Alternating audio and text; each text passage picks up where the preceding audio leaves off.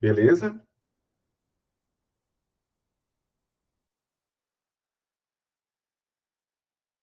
Estamos juntos, deixa eu ver aqui.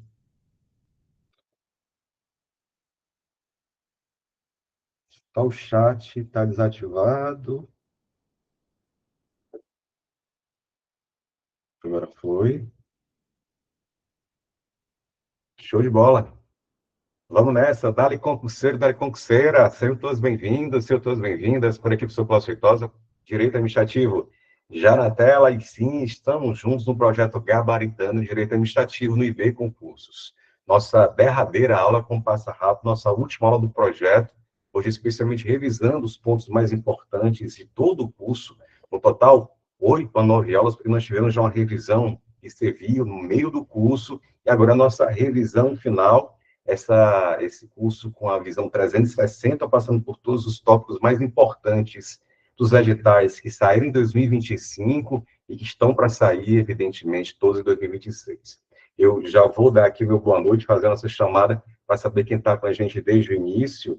Eu vejo aqui, por exemplo, a Silvânia, a Rosana também. Quem mais? Com a gente desde o início, coloca aqui no chat. Aliás, também coloca no chat de onde você está nos assistindo, né? Qual cidade você nos assiste nesse momento também. Enquanto isso, vou colocando aqui do lado dos diversos concursos, como vocês sabem, que estão com o edital já na praça e com alguns concursos. E o 2025 ainda promete algumas emoções, né? Alguns concursos que estão para sair também. Barreira, Isael, a Débora de Juazeiro do Norte, boa noite a todos. E como você está percebendo aqui do lado, ó, esses são alguns próximos concursos do Ceará. Nós tivemos vários concursos, agora saiu recente, Eusébio, inclusive, com o edital já na praça, exatamente, Eusébio, e também concurso de Acarape, concurso de Assaré, próximos concursos Quixadá, aqui também, já na agulha, aí na praça, Milagres, Croatá, Sobral, Paracuru, Pentecoste, Baturité, Piquet Carneiro, também Ipu, Maranguape, pois é, gente, olha aí, Forquilha, nós temos Caridade, Acaraú, então, muito comum no segundo ano das prefeituras, né, dos prefeitos, nós temos muito mais editais do que, evidentemente, esse primeiro ano aqui, né? Para você ter uma ideia, juridicamente falando, o primeiro ano de qualquer prefeito é pegando ainda o orçamento da gestão anterior.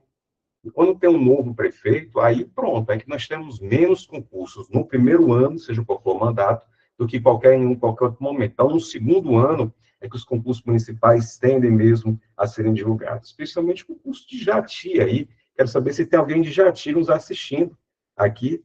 Deixa eu ver aqui, Curatá, Boaçaré também, Silvânia aqui de Fortaleza, Barreira, Isael, exatamente, Jati, concurso aí com o concurso, o nosso curso do ponto. Aliás, todos esses cursos, nós temos uma grade em que o conteúdo, você vai perceber, é tal qual. A gente faz só a adaptação, né? Faz só a customização, como a gente diz, mas para ter um foco em cada uma das bancas. Eu digo isso porque, por exemplo, em direito administrativo, muitos assuntos são repetidos, gente, são repetidos à exaustão. Hoje, você perceber, há vários pontos que eu duvido, pelo menos 80% não estarem previstos no edital, quando cai direito administrativo. E aí você está percebendo exatamente aqui, 2025, alguns dos nossos aprovados aqui são os primeiros e segundos colocados nos seus respectivos concursos. Mas, claro, né, ótimo que a gente tenha a glória de ficar assim no pódio, né, com todos os holofotes de primeiro ou segundo, mas o importante mesmo, meu amigo, é nem que seja o último e ser convocado durante o prazo de validade. O que importa é a remuneração, é o desejo de se tornar servidor e consignado também. Se você não conhece o nosso curso, todas as aulas estão gravadas, tá? Todas as aulas estão gravadas.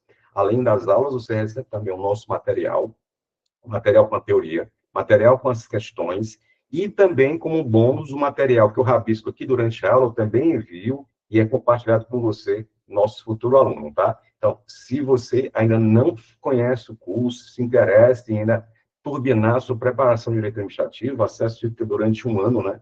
Durante um ano, você pode, então, fazer a aquisição do Gabaritano Direito Administrativo aqui no IB Concursos. E quem sabe, viu, Leonardo, nós estivermos assistindo aí em 2026, vamos botar para frente nosso projetozinho presencial, hein? Final de semana, turbo de preparação lá no Crato de Açúcar, fazendo algumas matérias, alguns concursos com outros colegas, outros professores também. Vamos sim, desse jeito. Beleza, tá aqui, tá nos assistindo, sim. Concurso de Jati edital? Não, não, não. Prestes, né? Vamos para cima. Vai ver. Jati, Prestes, né? Presencial também? Pois é, Débora. Teremos, hein? Vamos ver, vamos botar para frente. Vou conversar direitinho com o meu patrão. Edital ainda vai sair, ó. Jati, o edital de Jati ainda vai sair. Mas digo que tá na agulha, né? Por isso que eu digo que faltam as emoções ainda. Jet Duke, olha aí. Não sabe de tudo, rapaz. Jet Duke, ou Get Duke, né? Talvez seja Get Duke. Enfim. Mas, ó, fortes emoções, viu? Beleza, Israel, beleza. Dá para assistir dentro do curso, sim. Nós teremos as aulas ficam gravadas, por isso para você. Beleza, então vamos começar então a nossa revisão IGEDUC. Perfeito. IGEDUC. Ah, sim, IGEDUC. Meus amigos, então vamos nessa, ó. O materialzinho está num ponto, está na agulha. Eu acho que vocês já receberam o material. Nosso material, então, como eu disse, vai passar por todos os pontos. Então, é uma grande revisão. Revisão 360 mesmo, né? Passando por todos os anos, complementando. Porque a revisão serve, evidentemente, para que haja assimilação mais, né? Absorção ainda maior do conteúdo. Mas você possa também perceber alguns outros tópicos, né? Alguns outros, por outros ângulos, o mesmo assunto, que aí serve também ainda mais para a compreensão, né? Então, já vou aqui espelhar o nosso material de hoje. Aqui, aqui, aparecendo na tela.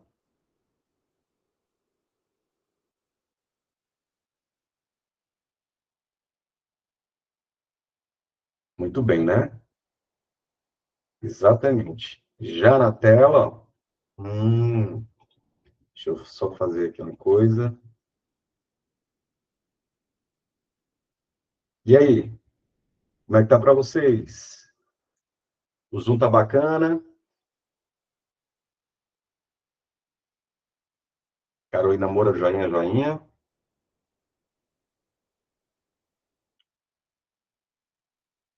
Show de bola. Antônio também. Então, vamos nessa. Vamos nessa, gente. Ó, eu vou separando aqui os assuntos, porque na hora de fazer a colagem das questões, eu acabei não colocando os tópicos dos assuntos, tá? Mas problema não, a gente vai colocando aqui. A primeira questão envolve exatamente o assunto de princípios. Princípios administrativos. Tranquilo? Princípios, lembrando aquela matéria que quando termina não acaba, porque parece que a gente estudou princípios e no primeiro momento vai ficar só ali, né? Pelo contrário, né? Durante todo o curso vão aparecendo novos princípios, aqueles princípios citados vão ganhando cada vez mais importância, porque você percebe mesmo a conexão com aquele assunto. Então, veja, a primeira questão, ele diz que a prefeitura de um município lançou um programa, vou aumentar mais um pouquinho, lançou um programa de modernização administrativa. Aqui já vale um grifozinho, ó. Um programa de modernização administrativa, com o objetivo de reduzir o tempo de atendimento ao público, digitalizar processos e otimizar a alocação de recursos humanos e materiais. Como resultado, os cidadãos passaram a receber respostas às suas demandas com maior rapidez. Os custos operacionais diminuíram e os servidores tiveram sua produtividade aumentada por meio de uso de novas tecnologias. Pois bem, aí pergunta, diante dessa situação, qual o princípio da administração pública está sendo mais diretamente aplicado? Beleza, só fazendo um adendo, todas as questões são questões de concurso, questões 2025 por diversas bancas, tá? Então, por isso que às vezes tem um texto maior, às vezes um texto menor, mas todas são questões de concurso e todas da safra 2025. Então, a primeira questão, fala que determinado município implementou certa ação administrativa, e isso propiciou em ganhos à administração pública, isso propiciou fazer mais com menos. E essa essência, exatamente, em que há um planejamento e se faz mais com menos, com rapidez, agregando rapidez, custos operacionais, ele vai colocando aqui algumas ações, né?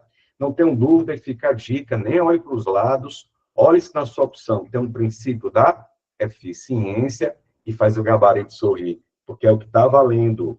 Primeira questão, bem suave da nave, é o princípio da eficiência.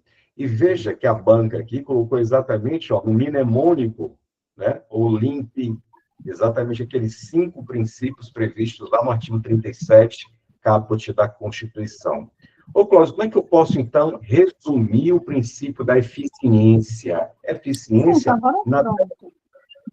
O princípio da eficiência, é planejar, é o poder público. A essência do princípio da eficiência. Existe planejamento e execução com rapidez, perfeição e rendimento. Então, se a questão levasse para a ideia de que o serviço foi feito de forma completa, isso quer dizer perfeição, tá, gente? Fazer toda a ação com completude. Perfeição, aqui no sentido de fazer o serviço aperfeiçoado, completo. E rendimento, fazer mais com menos, né? Ele cita aqui expressamente a expressão rapidez. Em suma, então, princípio da eficiência é o princípio aqui que foi o mais diretamente relacionado, e por isso, resposta da questão, primeira letra E. Joinha? Deixa eu dar uma olhadinha aqui na tela. Beleza? Como é que nós estamos? Joinhas na tela. Suave na nave, Clóvis, massa. Vamos revisar mais. Puxa a segunda questão. Segunda questão, aqui. Segunda questão. A segunda e a terceira envolve o assunto de organização da administração pública. Organização da administração pública. É aquele assunto que nós estudamos, então, que são os órgãos públicos, as autarquias, empresas públicas, administração pública direta, administração pública indireta, as técnicas de organização, lembra? Desconcentração, descentralização. Então, vem comigo na segunda questão para lembrar um pouco disso. Acerca da administração pública direta, indireta e descentralizada, assinale a alternativa correta. Letra A. A descentralização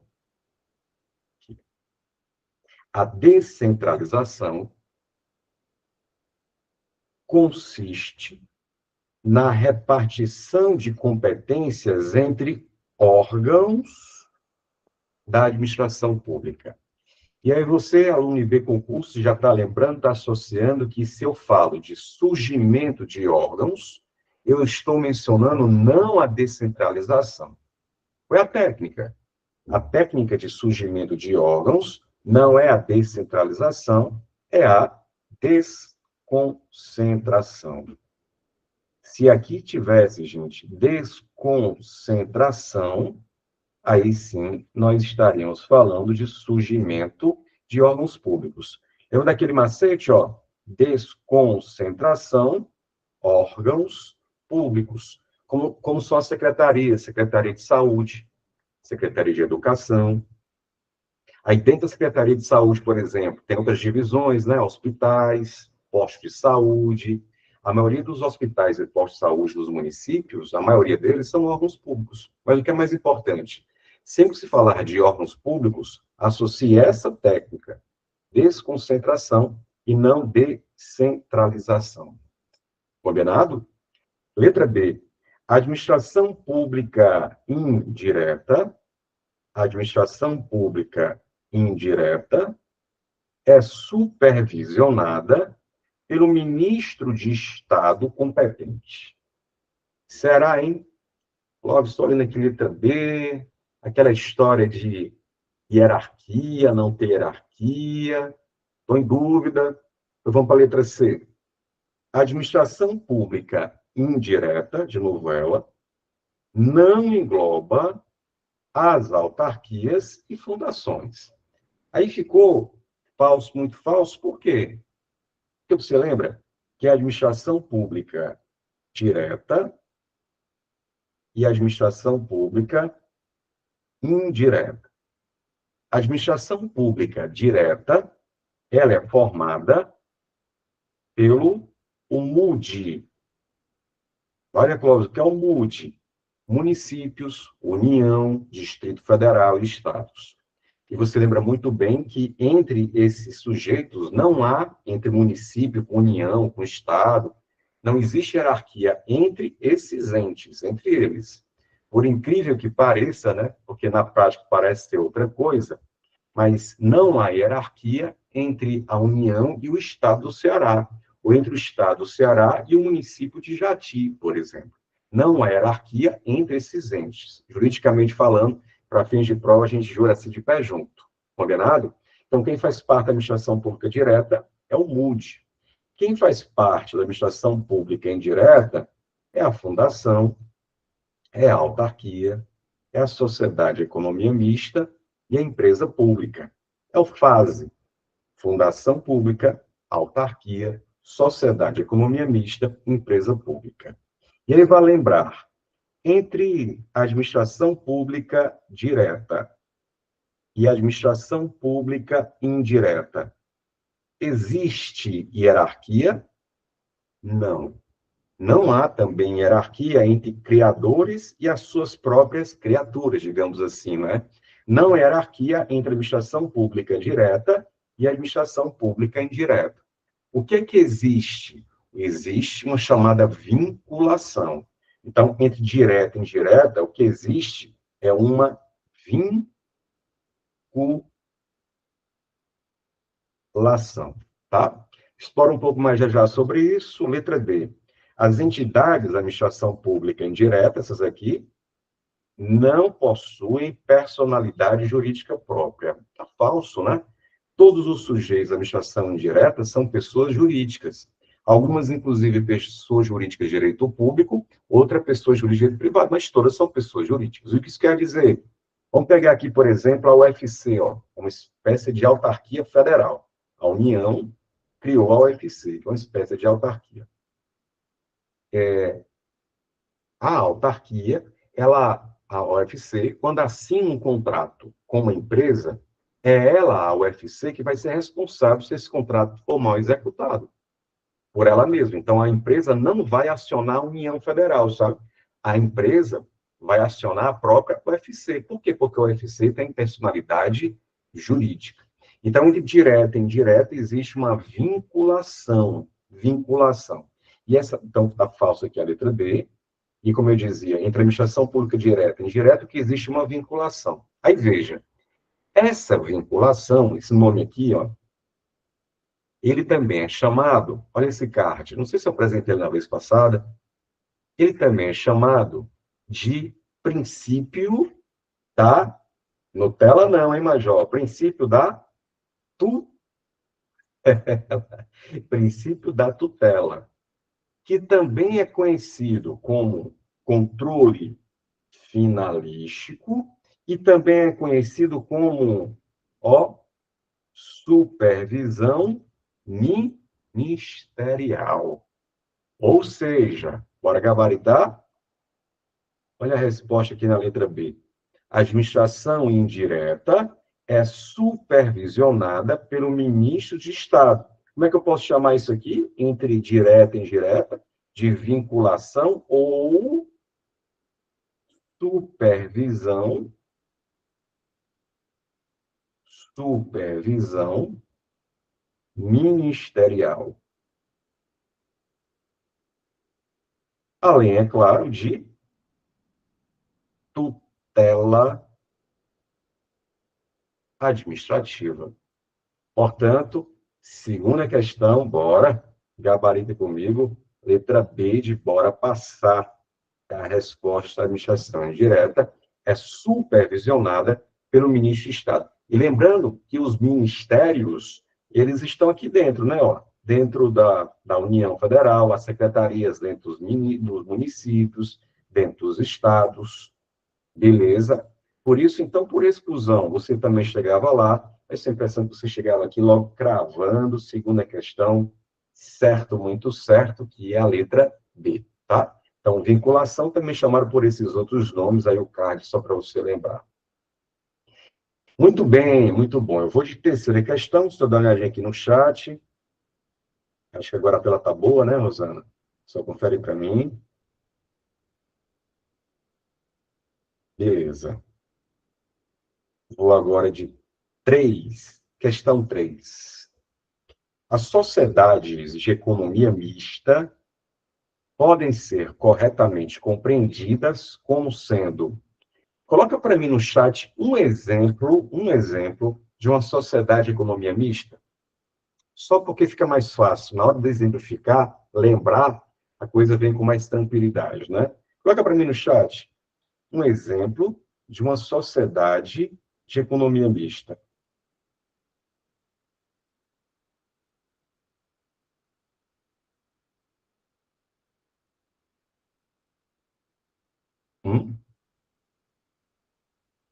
Um exemplo de uma sociedade de economia mista.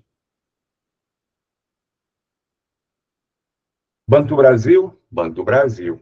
Petrobras? Petrobras, para citar duas gigantes, né? Sociedade de economia mista, inclusive na área federal. Então, vamos colocar aqui como sendo o Banco do Brasil. Sociedade de economia mista, exemplo, Banco do Brasil.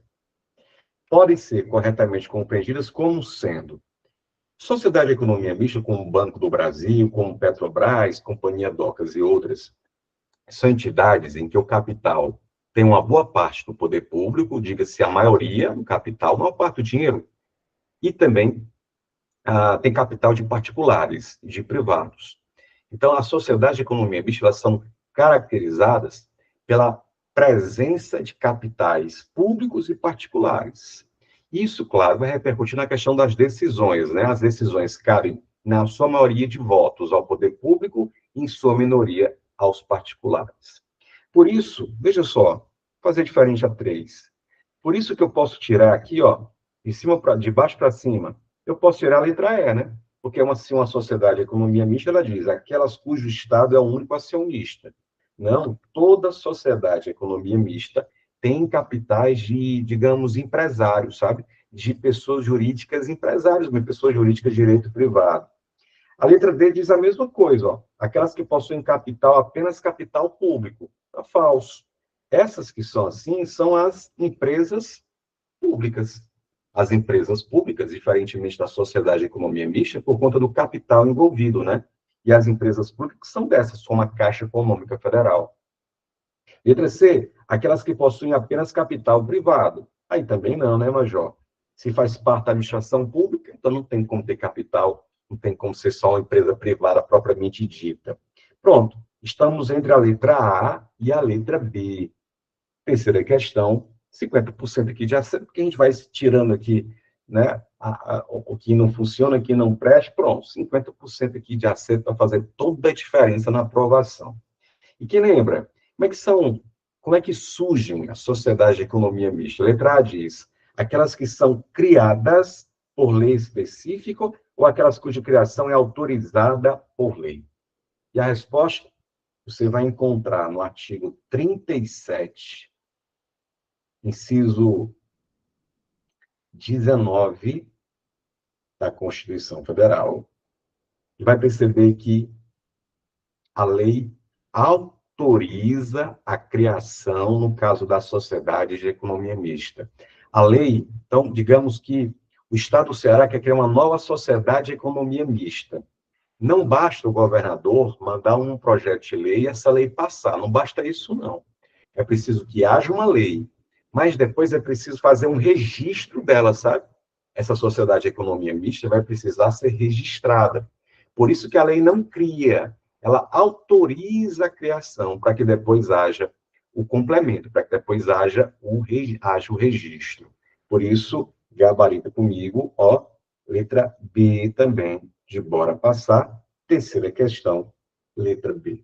Aqui na sequência, eu coloquei um card, ó, com as principais diferenças entre empresa pública, tipo a Caixa Econômica, e o Banco do Brasil, Sociedade de Economia Mista.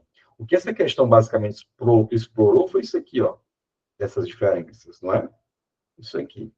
Composição do capital. Exatamente isso aqui.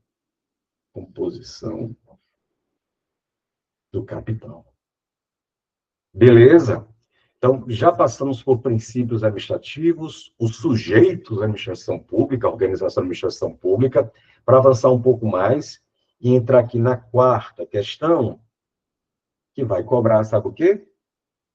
Quarta questão, ó, poderes,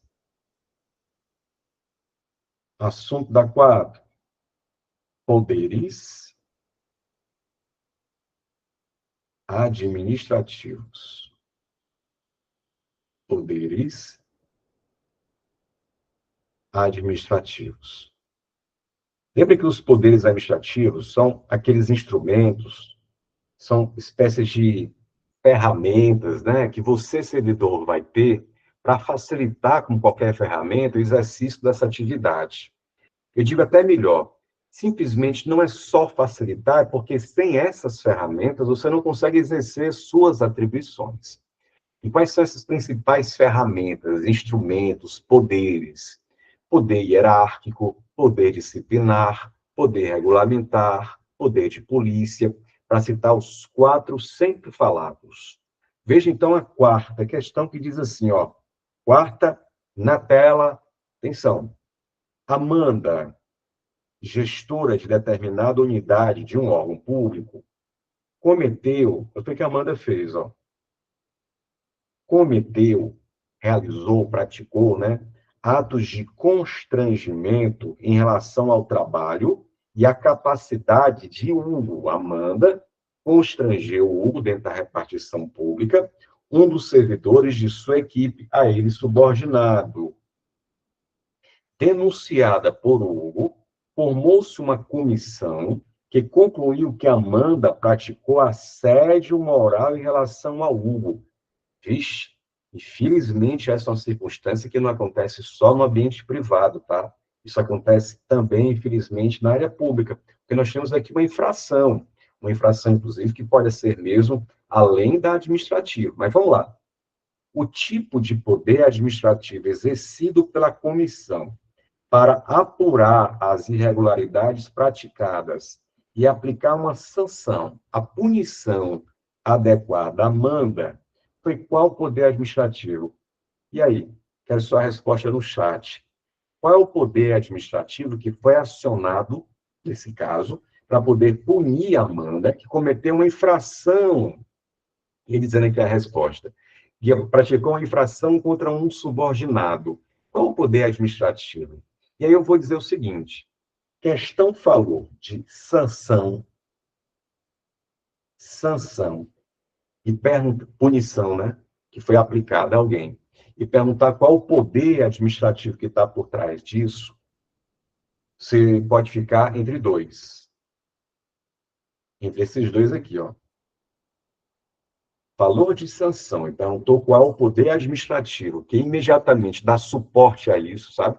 Que permite, então, a aplicação da sanção, você pode ficar entre esses dois. Ou é o poder disciplinar ou é o poder de polícia. Deixa eu dar uma olhada aqui na resposta de vocês. Letra.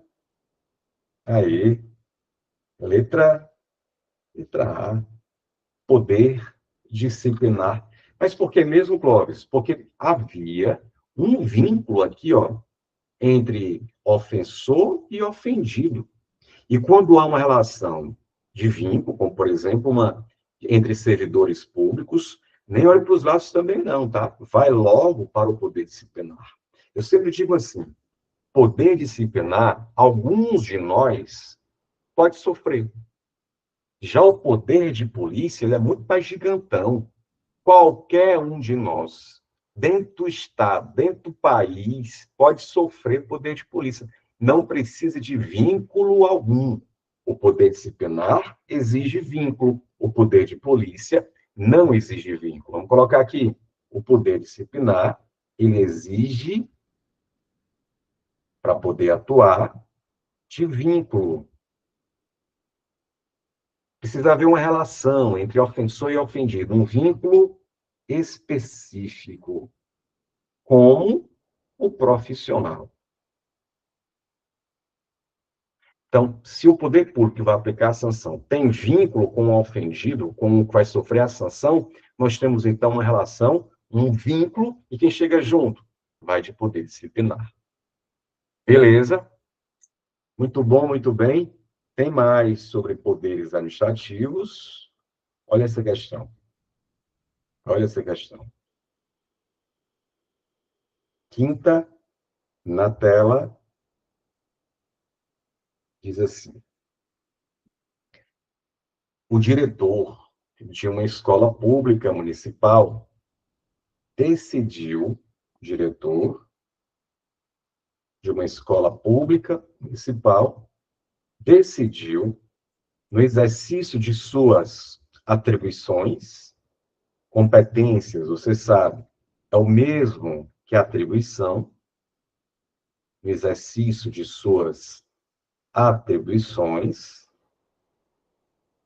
Ó, o diretor fez.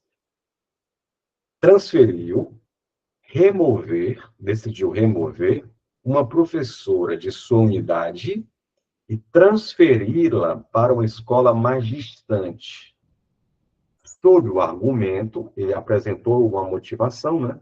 Uma justificação, sob o argumento de necessidade de serviço. Pois bem, no entanto, atenção agora, no entanto, apurou-se posteriormente que a verdadeira razão, ele diz, ó, a verdadeira razão da transferência foi o fato de a professora ter feito críticas públicas à gestão da escola em uma reunião com pais de alunos.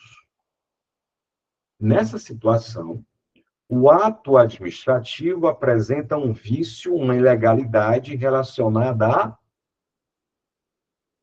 E aí? Primeiro, é que também essa é uma situação que não é muito diferente do que acontece na prática. É ou não é? Às vezes, não é nenhuma crítica que a professora fez ao diretor. Às vezes é uma questão política, partidária, uma discussãozinha qualquer, que não chega a ser uma infração. E mesmo que fosse uma infração, existem medidas para que, se houvesse uma infração, o diretor punisse, mas não fazer o que acontece na prática, que é transferir, remover, às vezes para localidades mais longínquas, não é verdade? Pois é. Mas você sabia que, nesse contexto que eu estou falando, nós temos uma infração? Temos. Nós temos aqui um problema. Nós temos aqui alguém que tem o poder de fazer as mudanças, ele é o diretor da escola, ele tem o poder de fazer transferência, ele tem o poder de fazer, colocar as séries, tudo isso o diretor, a priori, pode. Agora, quando ele faz, movido por questões o quê? Pessoais, a questão diz, ó, a verdadeira razão da transferência, e ele diz aqui, por questões pessoais, aí eu tenho a caracterização da infração chamada, resposta, letra A, desvio de poder. Desvio de poder, que também é chamado de desvio de finalidade. Desvio de poder ou desvio de finalidade. Beleza? Deixa eu te lembrar mais um tópico aqui, que pode servir para outras questões. Tudo isso, gente, estamos diante de uma grande infração, assim, uma expressão maior, digo sempre que é o guarda-chuva, né? Chamada abuso de poder. Isso é uma ilegalidade de gênero, sabe? Dentro dela, nós temos o desvio de poder e o excesso de poder. E a diferença entre elas é que no excesso de poder, alguém pratica algo sem ter atribuição. Por exemplo, se tivesse o diretor, o coordenador e a equipe de professores, tá? Suponha que foi o coordenador que determinasse a transferência da professora de um local para outro. Sendo que a lei diz que só quem pode fazer isso é o diretor. Se o coordenador fizesse, eu teria um ato ilegal. Um ato ilegal chamado aqui de excesso de poder. E por quê, Clóvis? Porque o coordenador, nesse exemplo, ele não tem atribuição, ó, não tem competência, lembra? Competência é o mesmo que atribuição. Ele não tem competência, não tem atribuição para fazer o que foi feito. E, por outro lado, e se o diretor fizesse, Clóvis, a mudança? Bom, o diretor ele tem competência e atribuição. Agora, Major, quando ele bate no peito e diz, faço porque a lei me permite, mas a real razão para isso é fazer por razões pessoais, por questões estritamente subjetivas, pessoais, aí eu tenho um problema chamado de desvio de poder, também chamado de desvio de finalidade. Percebe isso? Portanto, essa questão, ela está aqui dentro, coloquei ela dentro do tópico de poderes administrativos, mas naturalmente poderia aparecer também dentro de atos administrativos, matérias que estão muito juntas, né? Então, quinta questão, letra A, desvio de poder ou desvio de finalidade. Certo? Tranquilo? Ficou claro, gente? Coloque para mim no chat. Eu vi alguns de vocês marcando B. Isso para mim ficou claro. Importante isso. Importante porque são situações que, infelizmente, se verifica na prática, e mais ainda, preparação para concurso, assunto sempre bom de prova. Mas tem algo muito parecido com essa questão que eu vou colocar aqui na sequência. Acompanhe comigo, ó. Ficou sim, beleza. Muito bom. Pois olha, gabarita comigo agora essa questão aqui. Vou colocar aqui. Pronto. Sexta questão. A sexta questão, vou colocar aqui como sendo de atos administrativos. E aí você lembra, gente, ó, para cada assunto desse, nós tivemos uma aula de 1 hora e meia, só questões sobre esses assuntos. Hoje, então, tocando em todos os assuntos que foram aqui do curso, todos. Atos administrativos, eu acho que foi a quarta aula, mais ou menos. Mas olha a sexta questão. Um fiscal municipal, no exercício de suas funções, um fiscal autua um bar por funcionar após o horário permitido. No entanto, ficou comprovado, a questão já diz, para você não ter dúvida, como está no anterior, né? A verdadeira razão, aí aqui, verdadeira razão, ficou comprovado que o fiscal agiu movido por interesse pessoal, pois o proprietário do bar se recusou a dar descontos em bebida para ele. Ô, fiscal. O fiscal, então, autuou, provavelmente aplicou uma multa, alegando, porque ninguém entrega recibo de infração, né? Tanto o diretor como aqui o fiscal, o diretor disse necessidade do serviço, ao queixo. O fiscal aqui certamente colocou lá que tinha algum problema. Só que a questão disso ficou comprovado que o que agiu, o que moveu o fiscal a fazer o ato, foi razão de interesse pessoal por conta disso aqui. Se recusando a dar desconto devido para ele.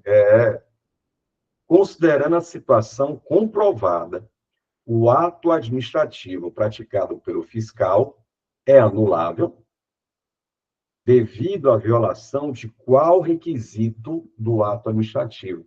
E você está percebendo aqui que ele colocou nas opções os requisitos do ato administrativo, né? Também chamado de elementos do ato administrativo. Ora, se naquele caso a diretora, o diretor da escola, removeu a servidora, a professora, por razão de questões pessoais, havendo uma ilegalidade ali, por conta chamada de desvio de poder ou desvio de finalidade. Ora, o que nós temos aqui é a pergunta: quando o fiscal age movido por interesses pessoais, isso fere qual o requisito?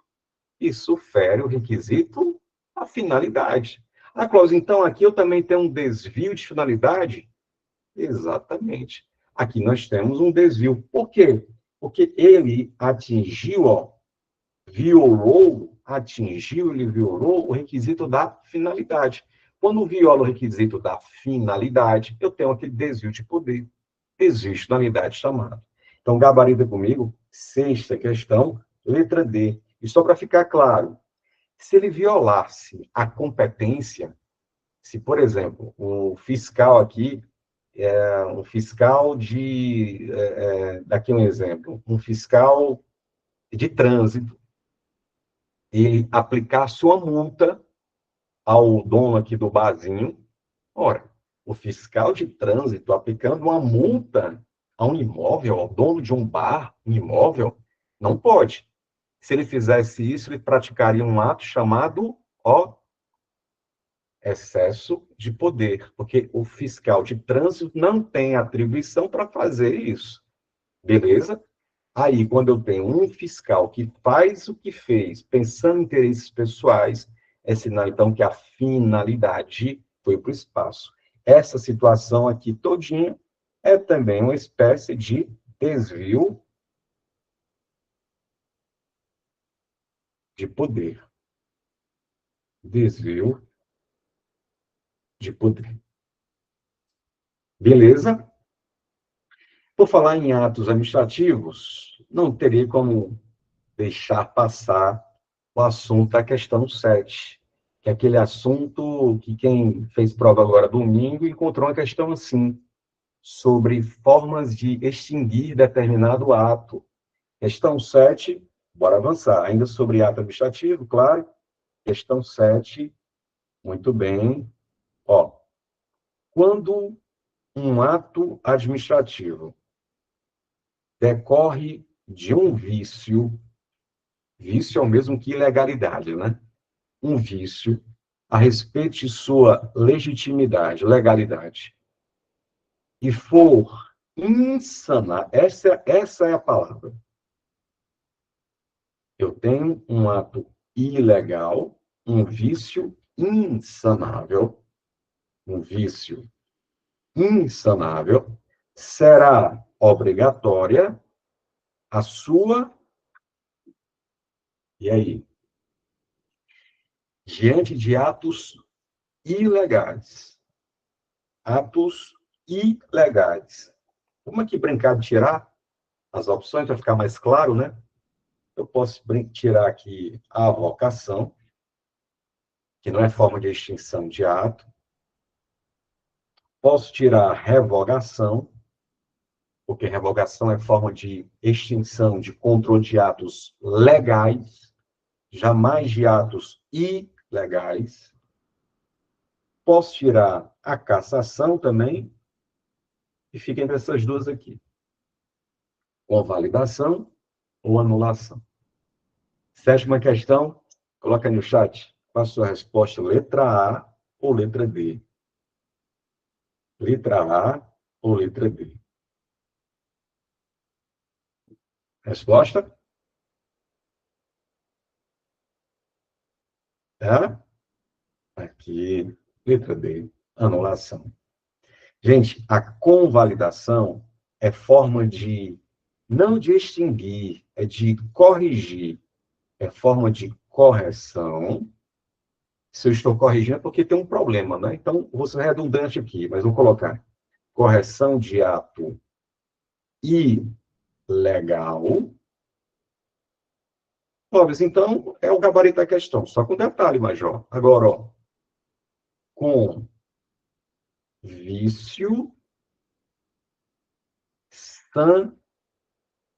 sanável, com vício corrigível, digamos assim.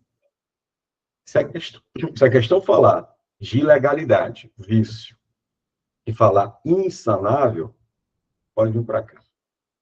Anulação. Combinado? Então, sétima questão, tratando então sobre atos administrativos, gabarito comigo, letra B, anulação. Belezinha? Para frente, vamos. Oitava questão. Oitava questão, estou vendo aqui, ela já envolve outro assunto. Envolve o assunto da improbidade. Improbidade administrativa.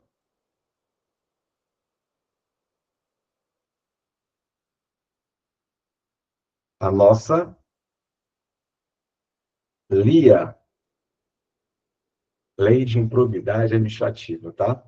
Só apresentar para vocês a questão, ele vai colocar aqui os 3 atos de improbidade, ó, enriquecimento ilícito, prejuízo erário e atentado aos princípios, e aí vai colocar aqui 3 situações e vai pedir para você fazer a associação. Qual é o ato de enriquecimento ilícito, qual é o ato de prejuízo erário e qual é o ato de atentado aos princípios, tá? E depois marcar a alternativa correta. Fechado? Lembrando que, para você lembrar, em outras questões, porque aqui ele já diz, né? Quais são os atos de improbidade administrativa, você pode lembrar simplesmente do EPA. Não é? EPA. Tá certinho. Enriquecimento ilícito, prejuízo ao erário e atentado aos princípios. Aí ele coloca na sequência aqui. Enriquecimento ilícito, prejuízo erário e atentado aos princípios. EPA. Mas vamos mais, porque é mais importante. Vamos fazer a associação aqui. Coluna 2. Primeiro, um servidor de uma pró-reitoria de infraestrutura permitiu, olha o que o servidor fez, permitiu que uma máquina agrícola, vamos imaginar aqui uma máquina, um trator da propriedade da universidade, o servidor permitiu que um trator da universidade fosse utilizado em uma área privada de um terceiro. De um terceiro. Olha, Clóvis, isso é improbidade? É, Major. É improbidade. Mas de que tipo? Enriquecimento ilícito, prejuízo erário ou atentar aos princípios? Olhando para a situação em si, o servidor, gente, pelo que a questão me disse, tá? Dá para concluir que o servidor recebeu alguma coisa para isso? Pois não, pelo texto da questão, não. Então, já posso ir excluindo, vou excluindo devagarzinho, o enriquecimento ilícito. Porque no enriquecimento ilícito, você ganha ou deixa de gastar algo. O servidor aqui não teve nenhuma coisa nem outra. Agora, atenção. Caso o servidor tivesse usado essa máquina agrícola, esse trator, para fazer algo na sua chácara, no seu sítio, eu teria um enriquecimento ilícito. Enriquecimento ilícito é recebo uma coisa ou deixo de gastar. Aqui ele está permitindo que o trator fosse usado por um terceiro. Então, não houve enriquecimento ilícito. Não houve enriquecimento ilícito. Mas houve um desgaste, um dano, um prejuízo aos cofres públicos, um prejuízo ao erário. Marca 2, Major. Marca 2. Marca 2. Está claro isso? Utilizar um equipamento, trabalho de servidores, o servidor, utilizar um equipamento, trabalho de servidores para coisas dele, enriquecimento ilícito. Usar trabalho de servidores, equipamentos da administração pública para terceiros é prejuízo erário. Beleza? Olha a próxima.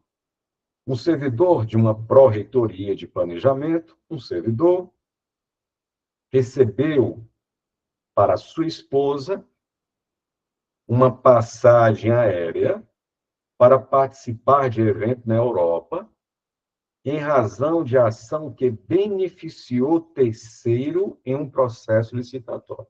Opa! Aqui o servidor público, ele beneficiou alguém e recebeu para si, mas para sua esposa, passagenzinha para a Europa fazer Eurotrip. Uma passagem para um evento na Europa. Olha, isso é improbidade, Major? Isso é improbidade. E de que tipo? Opa, aqui eu já posso pensar na vantagem recebida. Aqui eu já posso pensar no enriquecimento ilícito. O servidor recebeu, ó, não importa o que ele vai fazer, mas ele se recebeu. Então, eu tenho um enriquecimento ilícito. Certo? E a próxima, aí é correr para o abraço, um diretor nas faculdades, da universidade pública, com o objetivo de ocultar irregularidades, deixou de prestar contas, mesmo possuindo todas as condições de fazer. Aquele mesmo raciocínio. A questão não me dá sinais de que houve, por conta desse comportamento, enriquecimento ilícito. A questão também não me dá sinais de que, por conta desse comportamento, houve um prejuízo aos cofres públicos. Mas essa conduta de esconder a divulgação está violando um princípio. O princípio da publicidade administrativa. Então, marca 3. Marca 3, ó. 2 é o prejuízo erário, primeiro exemplo. 1, enriquecimento ilícito. E 3, atentar aos princípios. Resposta, então, gabarito comigo. 2, 1, 3. Fechado? Beleza? Sempre bom de prova. Consulpan adora em propriedade administrativa, para citar uma das tantas bancas, né? Avançando, avancemos. Nona questão, olha como passa rápido, gente, já quase entrando na reta final, tá? Aqui envolve agentes públicos.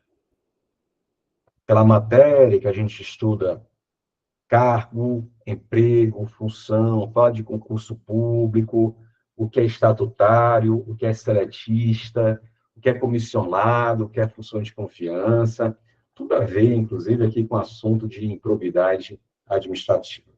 Vamos para a nona questão, deixa eu dar uma olhada aqui no chat para saber como estamos. Beleza.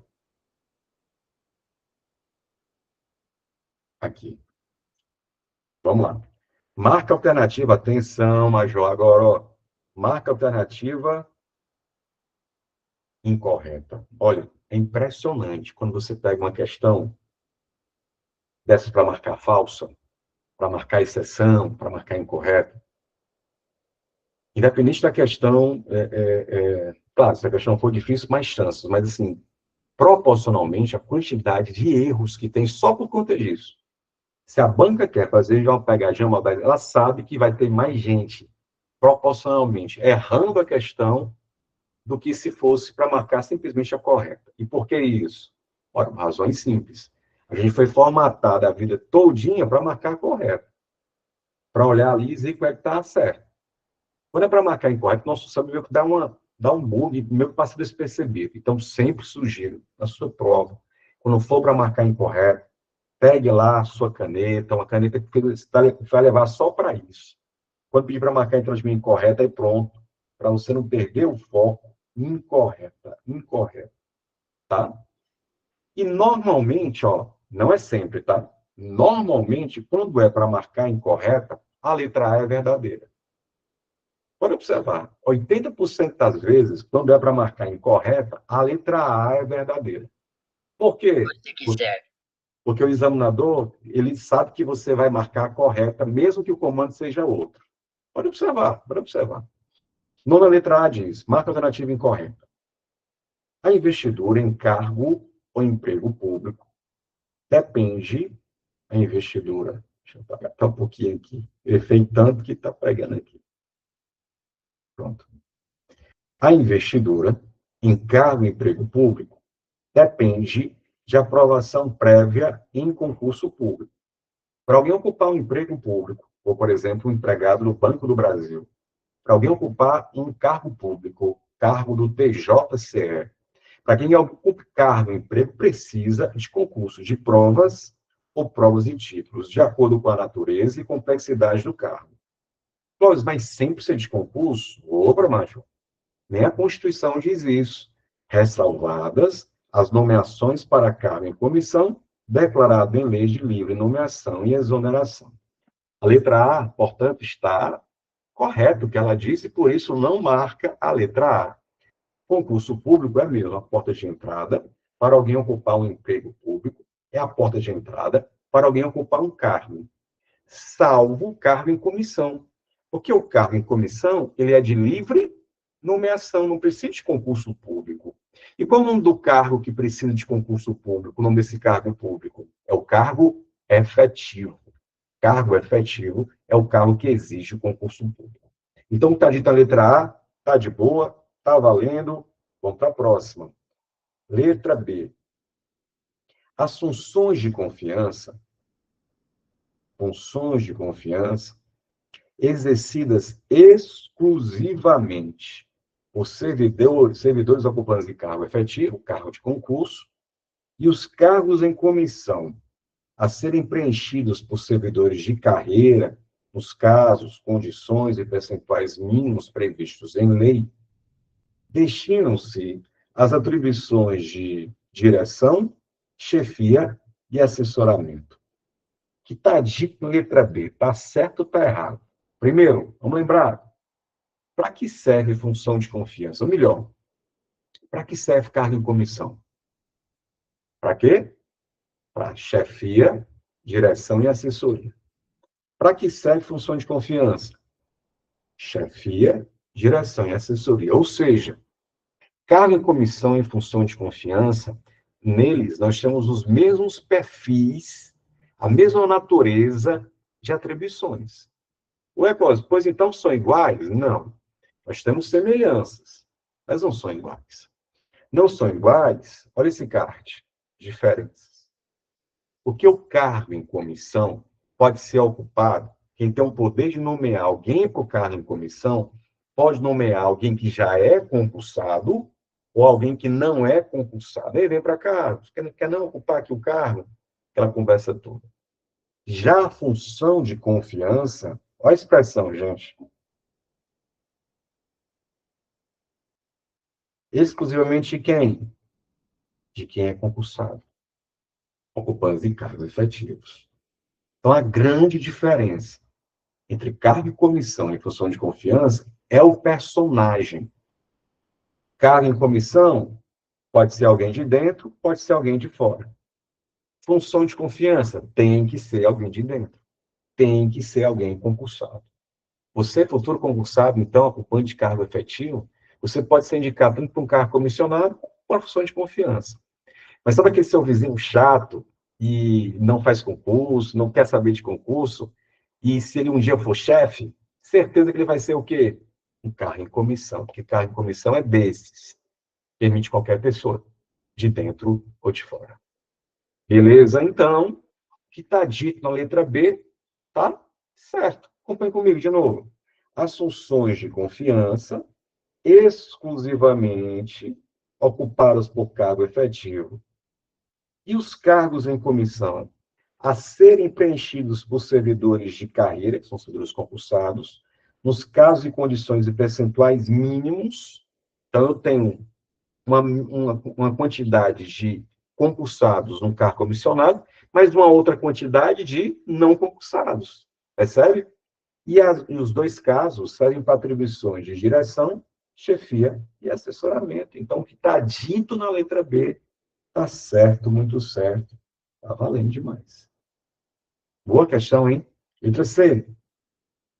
A lei reservará percentual de cargos e empregos para as pessoas portadoras de deficiência e definirá os critérios de sua admissão. Isso está na Constituição também, ali no artigo 37, inciso 6, né? Estabelece, sim, cotas, vagas para as pessoas portadoras de necessidades especiais. A expressão da Constituição ainda é essa, né? Pessoas portadoras de deficiência. Isso está certo, então não marca. Só fazer um acréscimo, nem todo cargo compatibiliza alguém portador de uma deficiência física provê-lo, ocupá-lo, preenchê-lo. Por isso que, se em algum concurso, Se em algum concurso falar que todo edital deve trazer vagas para os deficientes físicos, essa alternativa está errada. Isso por quê? Porque há algumas atribuições de alguns cargos incompatibilizam qualquer tipo de deficiente, qualquer tipo de limitação física ou mental. Especialmente aqueles cargos em que há uma exigência maior do vigor físico, como acontece com os cargos mais operacionais, cargos policiais, por exemplo, tá? Agora, é bem verdade que a maioria dos cargos dá sim para compatibilizar com o portador e necessidade especial e com o deficiente físico. E nesse caso, vai ser quanto o percentual? Se a gente pegar a lei federal, ela diz que nós teremos, no máximo, 20%, até 20% das vagas destinadas, então, a esse perfil de candidato. Beleza? Tem um mínimo, Clóvis, tem um mínimo também percentual de 5%. Então, vai ser de 5% a 20% nos casos dos cargos, entre parênteses, em sua maioria, que possibilita, sim, compatibilizar a limitação física com atribuições do cargo. Fechado? Então, a letra B e a letra C estão corretas. Então, gabarita comigo.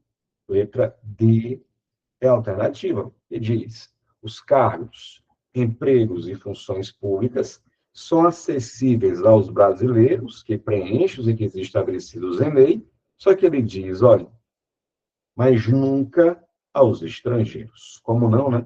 O artigo 37,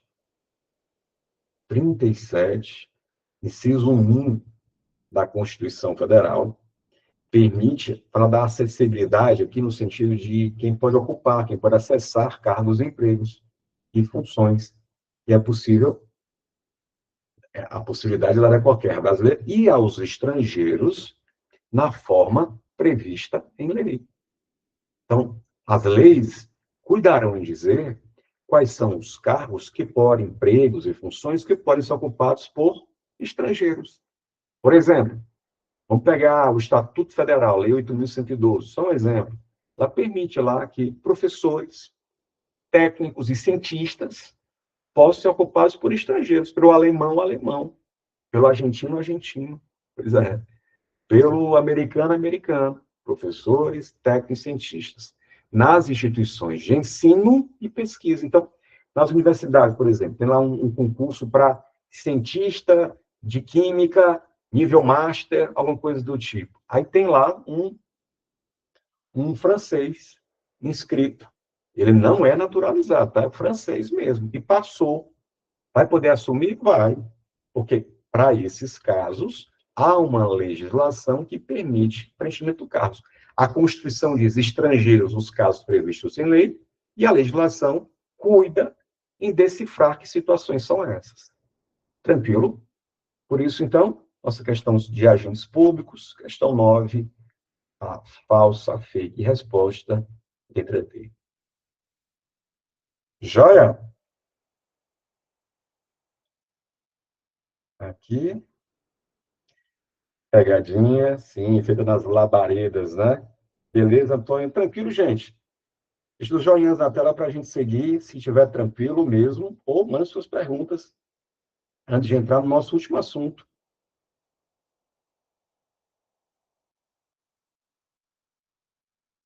Beleza? Valdemir também. Então, pronto. Então, vamos puxar aqui nossas últimas questões envolvendo licitações e contratos. Licitações e contratos. Exatamente nas nossas últimas aulas, né? Vamos lá. Questão 10. A administração pública pretende realizar 3 licitações com coisas, né, com objetos distintos, cada um com características próprias, nos moldes da lei, né? Você sabe, essa é a lei de licitação. E, nesse sentido, analise a situação assim. Então, qual é a questão? Vai colocar 3 situações e vai perguntar, sabe o quê? Quais modalidades serão utilizadas? quais modalidades licitatórias serão utilizadas. Fechado? Então, vamos para cá. Já coloquei aqui no ponto o nosso oráculo licitatório, em que eu coloco para vocês aqui todas as modalidades existentes, ó, as 5, né? Atualmente são 5.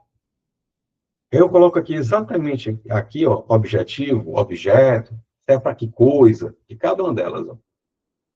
De cada uma delas, tá? E aqui na sequência do exemplo. Esse card, eu lembro com certeza que eu coloquei na aula de vocês só sobre licitação, mas é tão importante que coloco mais uma vez. E digo para vocês, esse resumão aqui, pode imprimir e colocar na parede do quarto, ou se preferir achar melhor, impresso na parede da memória, aí do seu HD, da sua, sabe, sua melhor memória, porque é um tema grande, licitação, e isso aqui dá conta de várias questões, né?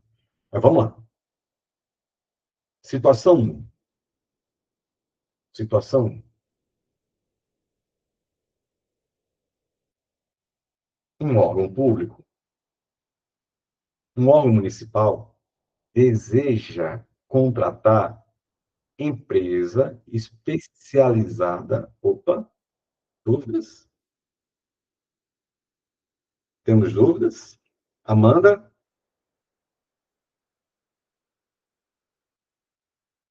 Amanda?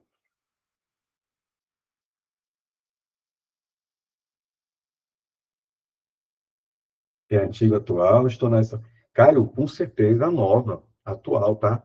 A antiga legislação, a Lei 86666 de 93, ela não está mais valendo, não. Então, com certeza, consultando todas as demais, dá-lhe a nova lei, tá? 14.133. Isso mesmo, ó. Inclusive, esse oráculo aqui que eu coloquei, todinho com base na legislação. Por isso que não tem mais aqui tomada de preços, né, nem convite, porque eram modalidades que existiam anteriormente, né? Aí vamos lá. Situação 1. Um órgão municipal deseja contratar uma empresa especializada para executar uma obra de engenharia com valor estimado em R$ 1 milhão. A administração busca garantir ampla competitividade e transparência no processo. Ele está falando aqui de empresa especializada para fazer uma obra. E quando eu digo que é para fazer uma obra, lembra eu dizer assim, e não tiver nenhum raio gourmetizador, é só uma obra, é só uma compra especializada. Não tiver nada além disso, você vai colocar aqui a concorrência. A concorrência é a modalidade que tem esse objetivo. Ela serve para essas coisas. Obras, nem olhe para os lados, vai de concorrência. Concorrência. Ó, para você revisar. Concorrência. Para a contratação de bens e serviços especiais, de obras e serviços comuns especiais de engenharia. Exemplo, contratação para a construção de uma obra, como um ginásio. Poderia ser pregão? Jamais. Poderia ser concurso para essa obra? Jamais. Leilão? Jamais. Diálogo competitivo? Até poderia, desde que ele colocasse que haveria uma inovação, impossibilidade, inclusive de ter as especificações. Então, é o raio gourmetizador que eu dizia, sabe? Falou só de obra, concorrência. Concorrência. Pois vamos mais. Peguei aqui a vibe da questão. Vamos lá, situação 2. Um ente público estadual pretende adquirir computadores e impressoras para suas secretarias, com valor estimado em R$ 6 milhões. Os bens são padronizados, amplamente disponíveis no mercado, e o critério de julgamento será o menor preço. Aquisição de bens. Aquisição de bens não vai ser concurso, não vai ser leilão, pode ser concorrência, pregão, diálogo competitivo. Diálogo competitivo tem que ter aquele raio gourmetizador, né? Inovação técnica, tecnológica, que não é o caso. Quando ele diz, por outro lado, que se trata de aquisição de bens, bens padronizados, isso é a deixa para você lembrar que se trata de um bem comum. Tanto um bem comum que estão amplamente disponíveis no mercado. O que é o contrário de comum, gente? Aquisição de bens pode ser de algo comum, o contrário de comum é especial. Pois se for comum, amplamente disponível no mercado, digo de novo, viu? Nem olhe para os lados, vai de pregão. A modalidade aqui é o pregão. E quando se falasse bem especial, opa, especial é concorrência. Deixa eu mostrar de novo. Ó, pregão, obrigatório, precisa olhar para os lados. Obrigatória para aquisição de bens comuns. Concorrência, especial, especial, foi especial, dá-lhe concorrência. Comum, tem que ser pregão. Situação 3. Uma autarquia municipal pretende, ó a palavra, gente, ó, alienar um bocado de carro, uma frota de veículos oficiais considerados inservíveis, buscando arrecadar o maior valor possível com a venda. A modalidade? Ora, estão falando de licitação e falar que o município, que o ente está alienando. Alienar é transferir o domínio, lembra? É tipo venda, vendendo bens inservíveis. Sabe? Aqueles carros que não funcionam direito mais, ou funcionam mais ou menos. Enfim, leilão. Não pode ser outra. Leilão. Leilão. E tá aqui, ó. Ó o oráculozinho. Puxa aqui no oráculo de novo. O oráculo, leilão para alienação de bens imóveis ou de bens móveis inservíveis ou legalmente apreendidos, como acontece com os bens da Receita Federal, né? Então, voltando aqui, agora é só correr para o abraço, concorrência, pregão e leilão. Concorrência, falso A, concorrência, pregão e leilão. Gabarito comigo, bora passar. Letra B. Joia? Vale, hein? Estou dizendo, vale. Ah, um detalhe, gente, ó. Você percebeu que alguns itens aqui, ele colocou valor, né? E se você lembra da aula, diz o seguinte, olha, não importa mais valor para escolher a modalidade licitatória, né? Deixar a frase completa. Para escolher a modalidade licitatória, não importa mais o valor. O que importa é o objeto. Objeto o quê? A coisa. Então, se você está alienando, não importa se é 10 mil, 100 mil, 1 milhão, 1 bilhão. É alienação? Leilão. Outro exemplo. Aquisição de computadores. Não importa se é um de 5 mil, um de 500 mil, vários de 500 mil, ou vários de 5 milhões. É bem comum? É. Pregão. Então, ele coloca aqui os valores, talvez assim, só para dar aquela, uma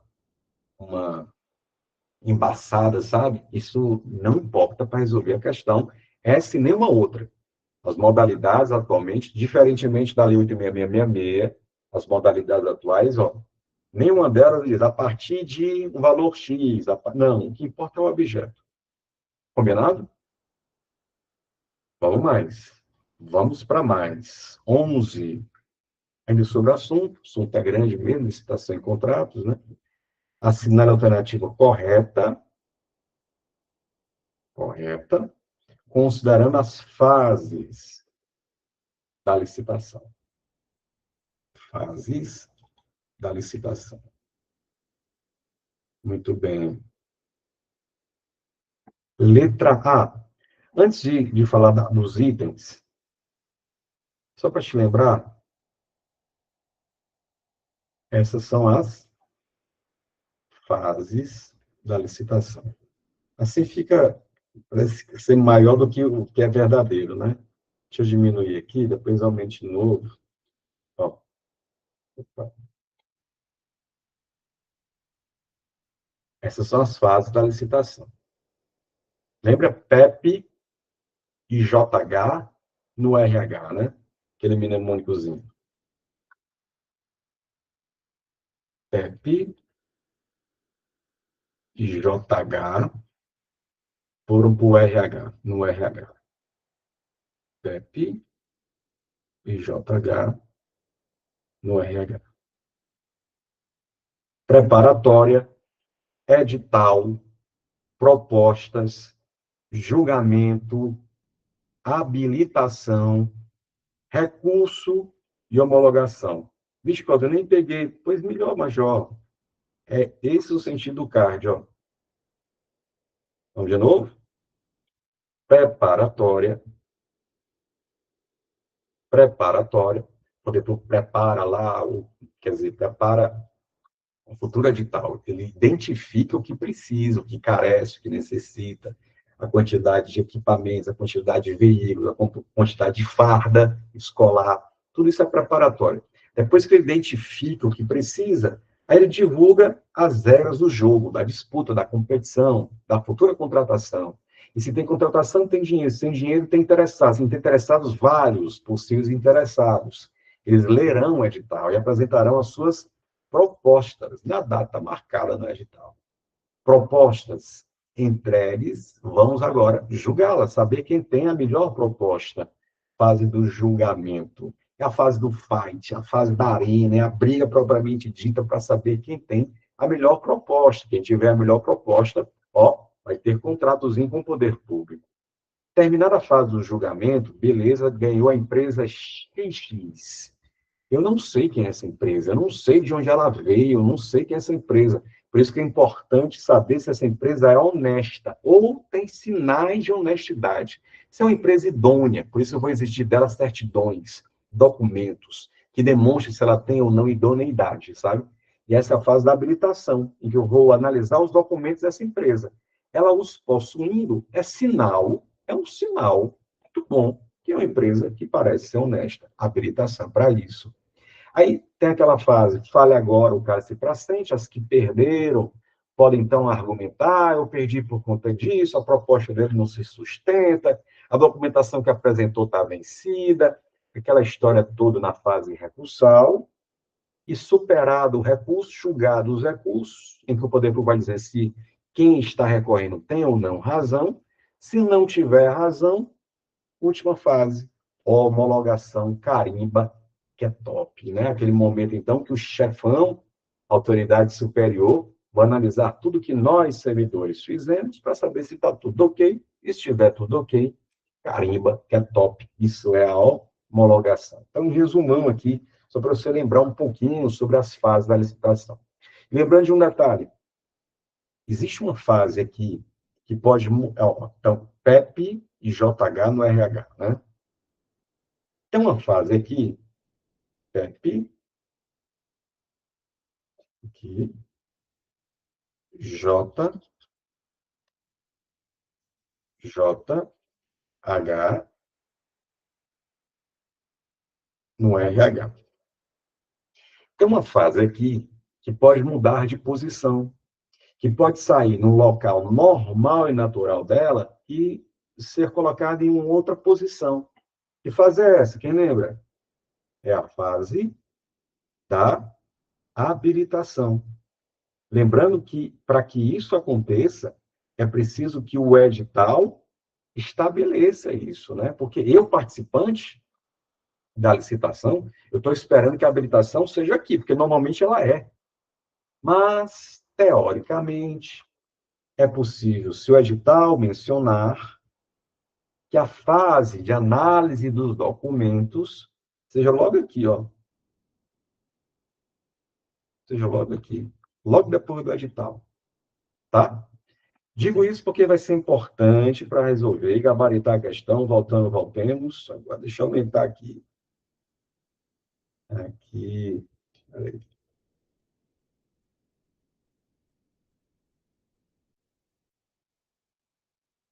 Pronto.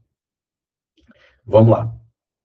Letra A diz: a fase recursal pode ser dispensada quando o valor da licitação, ó, for inferior ao limite para dispensa, visando a celeridade do procedimento. Falso, muito falso. A fase recursal, ela pode até não acontecer, não, mas não porque o valor da contratação seja menor. Pode ser que não tenha fase recursal, porque as empresas não tenham que espernear, não tenham que reclamar. né? Então, falso, a letra A. Letra B, a fase de homologação é a última, né? A fase de homologação do resultado ocorre após a assinatura do contrato com o major. Se eu termino a licitação com homologação e chamo a empresa para o contrato, para a assinatura do contrato, para assinar o contrato, então não faz nem sentido, né?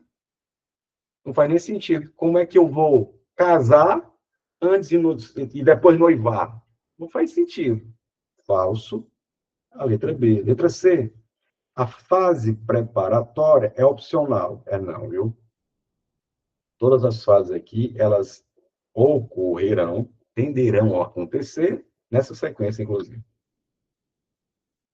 Falso. Letra D. A lei autoriza que a fase de habilitação anteceda as fases das propostas de julgamento, desde que previsto no edital e mediante ato motivado. Letra D ou letra E que diz?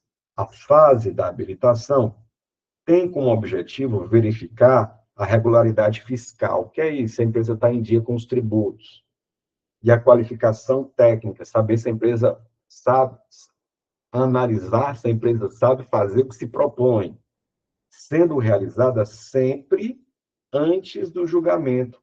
Falso, a letra E. Normalmente a fase da habilitação nem é antes do julgamento, muito menos sempre. Por isso, é isso mesmo. A fase da habilitação, ela normalmente é uma das últimas, mas se tiver justificativa, se tiver previsão no edital, ela pode ser logo depois do edital e ser uma das primeiras. Resposta, portanto, 11, letra D de Dali. Beleza? Pronto. Chegamos, então, na nossa derradeira, olha aqui no chat. Certo? E a nossa última licitação em contratos, questão 12, diz assim: a Lei 14.133, nova Lei de Licitações e Contratos, estabelece em seu artigo 94 que a divulgação do contrato e seus aditamentos no Portal Nacional de Contratações Públicas é condição indispensável para a sua eficácia. Os prazos para esta divulgação, contados da data da assinatura, são... Gente, ó, duas coisinhas antes da última questão.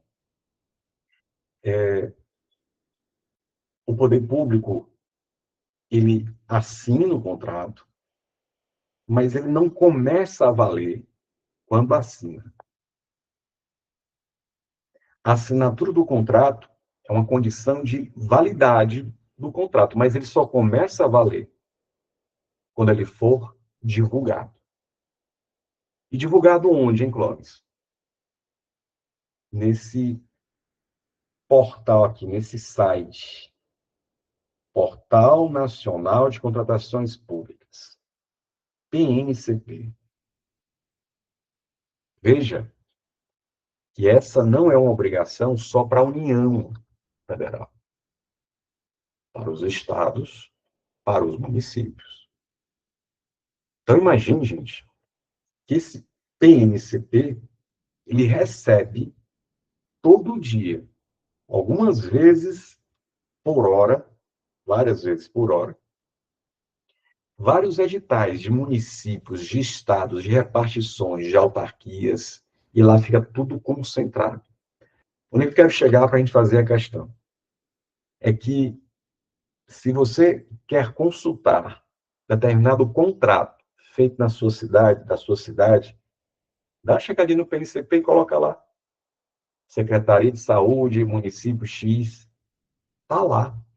Saber quem foi o contratado, ou saber do edital de uma licitação, porque também deve ser divulgado, os contratos, saber quanto foi contratado fulano de tal, tudo está lá.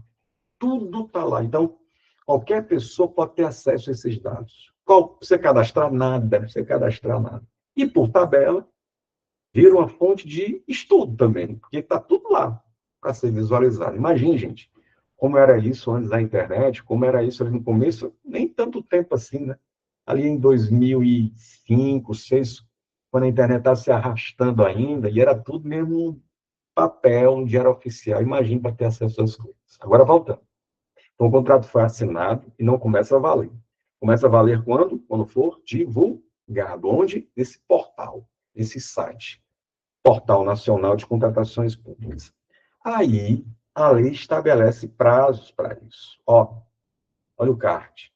A divulgação no Portal Nacional de Contratações Públicas, PNCP, é condição indispensável para a eficácia, para começar a valer o contrato e seus aditamentos. E deverá ocorrer nos seguintes prazos, que é o que ele pergunta. Que prazos são esses? São dois prazos. Ó. Então, assinado o contrato, deve ser divulgado no PNCP, no prazo de 20 dias úteis, se houver licitação. 10 dias, se houver contratação direta. Aqueles casos de dispensa e inexigibilidade, pronto. 20 ou 10 dias. Aí, é corrido para o abraço, gabarita comigo. A resposta, então, vai para a letra, ó, letra A de aprovação, 20 dias úteis no caso de licitação, 10 dias úteis no caso de contratação direta, 12, letra A. De quem? São dois prazos. Então, como é que você faz para lembrar qual é o prazo de um e qual é o prazo de outro? Pode ser assim, ó. 20, você vai lembrar de 20 dias, ó, de licitação. 20, você vai lembrar do pezinho aqui de licitação. 10, você vai lembrar de direta, contratação direta. 20, licitação, se tiver havido licitação, esse contrato veja uma licitação. 10 dias, se não tiver havido licitação direta, 10 direta. Beleza? Está valendo, então, a resposta, então, 12, letra A. Na sequência, então, você percebe que o nosso gabarito, muito bem, e o nosso desejo, esforço, dedicação de estarmos juntos, tantas vezes durante esse ano, especialmente no segundo semestre, é que a conferência do seu gabarito, naquele domingozinho de prova, faça mais do que você fazer o gabarito sorrir, ele te faça sorrir e saia com a sensação de dever cumprido. A gente sabe o quanto exige esforço estudar para concurso, porque estudar por si só já é muito difícil, mas a vida não para. Os seus problemas continuam. Estudar, tendo que resolver os problemas, é que é o fator ainda mais complicado. E mais ainda os problemas quando, às vezes, tem um problema maior do que o convencional, um problema de saúde, um problema com alguém que a gente gosta, a gente fica mais vulnerável ainda, e tudo isso deve ser superado. A gente precisa se superar, não é nem o concorrente, né? Se superar para poder, então, chegar bem, chegar pronto. Não é nem a obrigação de ter que passar, é a obrigação de fazer o que foi possível ser feito. E o que foi possível ser feito na sua preparação, é o meu desejo, seja o suficiente para você conseguir o seu sonho, o seu objetivo, que eu sei que às vezes não é só o seu propriamente, não é só você, é porque você traz consigo sonhos seus e de esposa, de filho, de mãe, de sobrinho, que esperam desse destravamento para poder realizar uma série de sonhos, de vontades que estão todas represadas e que o concurso pode ser que ele não resolva todos, mas é um gatilho importante para solucionar um monte das situações que estão assim represadas. Esse é o meu desejo para 2025, 2026, e lembrando, qualquer dúvida que você tiver em direito administrativo, entre em contato com a gente no meu Instagram, no Instagram Prof. Clóvis Feitosa, e também fica aqui a dica para você conhecer os nossos materiais exclusivos, inclusive a apostila com esses cards todos lá no meu site, clovisfeitosa.com.br. Beleza? Tranquilo? É isso.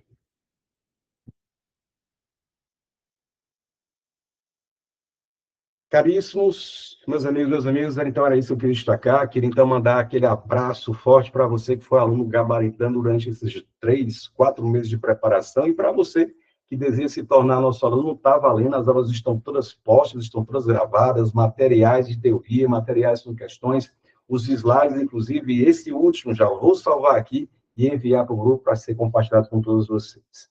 Eu desejo firmemente, mais uma vez, então, que você tenha 2026 um ano cheio de realizações aqui em relação ao concurso público, que você consiga atingir o seu objetivo e com a certeza de que teremos diversos concursos em 2026, diversos concursos, e que estaremos juntos na sua preparação e que você está a um passo de se tornar servidor, servidora no próximo ano. Beleza? Vou ficando por aqui, meus amigos, agradecendo, então, mais uma vez ao nosso mestre Leonardo e a você, especialmente aluno e aluna, que firme e forte durante todo o curso e também na aula de hoje. Valeu, a gente se vê, bons estudos, feliz já 2026. Valeu, gente.